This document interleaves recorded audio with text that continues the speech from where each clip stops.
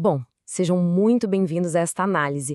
Hoje a gente vai desmistificar o cenário da energia solar no Brasil, que, convenhamos, passou por transformações imensas e chegou a um nível totalmente novo agora em 2026. Esquece aquela ideia de que é só comprar uns painéis e jogar em cima do telhado.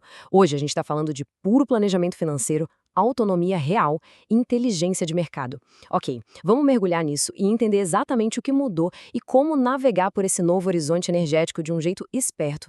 A nossa agenda de hoje é super direta e vai passar por 6 pontos essenciais. A gente começa analisando o grande vilão, o custo da energia. Depois, vamos ver o cenário solar atual em 2026. Em terceiro, a escolha estratégica entre sistema próprio, assinatura ou cooperativa. No quarto ponto, a gente vai para o campo entender a revolução solar no agronegócio. Em quinto, os sistemas off-grid e híbridos. E para fechar, como fazer a proteção inteligente do investimento.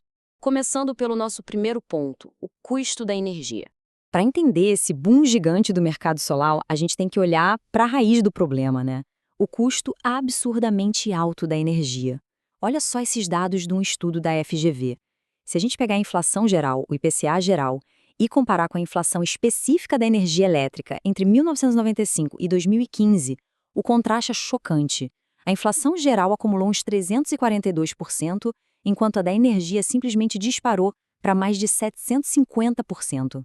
A conta de luz virou um ralo de dinheiro, um peso financeiro desproporcional. E isso ilustra brilhantemente a nossa maior e, honestamente, mais óbvia solução.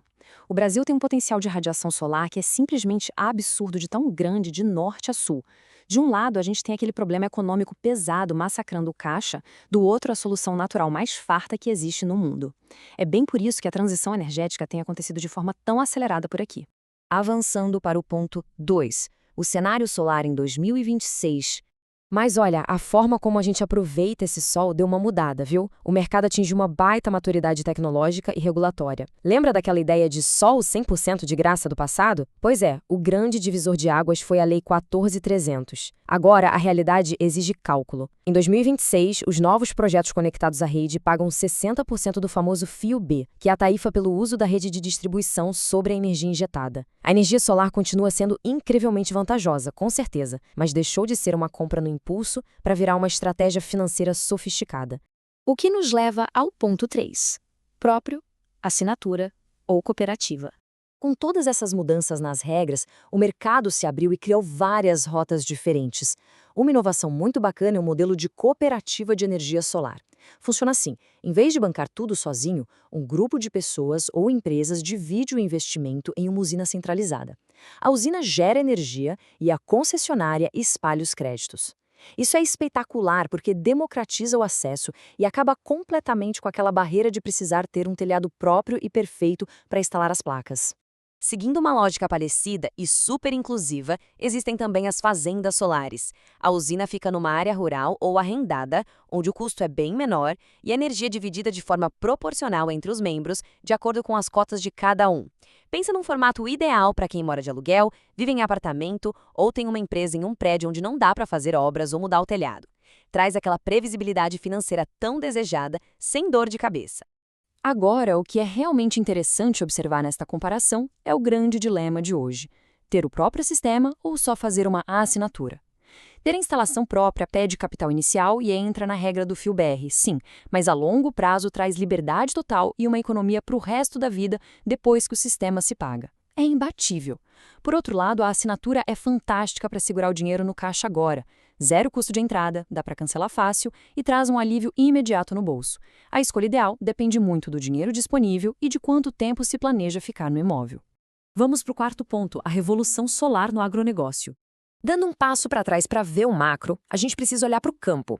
O agronegócio, que movimenta uma fatia gigantesca da nossa economia, encontrou na energia solar o escudo perfeito contra as contas altíssimas e aquelas falhas constantes na rede elétrica rural. E o incentivo governamental para isso tem um tamanho astronômico: 516,2 bilhões de reais. É o valor recorde liberado no Plano Safra 2025-2026 para o crédito rural. Projetos de sustentabilidade como usinas solares são prioridade absoluta nesse pacote, com juros muito atrativos para quem quer chegar à autossuficiência. Então, o ponto crucial é trazer esses bilhões todos para a realidade palpável. Olha o impacto prático na pecuária leiteira do Paraná. Afinal, as vacas não ficam esperando a luz voltar para serem ordenhadas, né? Combinar painéis solares com baterias garante que os tanques de resfriamento de leite não parem de jeito nenhum durante os apagões. O produtor simplesmente corta perdas brutais, conquista o cobiçado selo verde de sustentabilidade e, com a economia, reinveste na modernização dos equipamentos. É literalmente um ciclo de crescimento. Ponto 5. Sistemas off-grid e híbridos. Quando ficar sem luz, significa perder muito dinheiro, o jogo muda. A conversa sai da dependência da rede elétrica e vai para a autonomia real de guardar a própria energia. Trazendo para os números de 2026, um sistema tradicional, o on-grid, sem baterias, custa em média de R$ 10 a R$ 12.500, por ser bem mais acessível. Já um sistema híbrido, que tem um banco de baterias de lítio de 5 kWh para segurar a onda durante um apagão, sobe para a faixa de R$ 24 a R$ 30 mil. Ou seja, o armazenamento ficou bem mais viável, mas ainda cobra um prêmio pelo luxo da segurança contínua. Sendo bem direto, esse investimento mais pesado faz um sentido absurdo em casos super específicos. Sistemas 100% isolados, o off-grid, e essas baterias híbridas são salva-vidas para lugares remotos onde a rede pública não chega, para fazendas que perdem a safra inteira se a energia piscar, para torres de telecomunicação que não podem cair e, claro, para quem busca independência total. É montar uma estrutura verdadeira e completamente à prova de qualquer crise ou apagão. Vamos avançar e entender como isso tudo nos leva à proteção no nosso ponto 6, protegendo o seu investimento. A promessa da energia solar é durar uns 25 anos ou até mais. Só que isso exige um cuidado inteligente. A manutenção preventiva tem regras de ouro para evitar prejuízos altíssimos. Passo 1.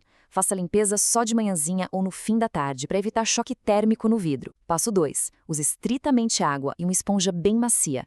O passo 3 é fugir mesmo de produtos químicos fortes que vão riscar as placas permanentemente.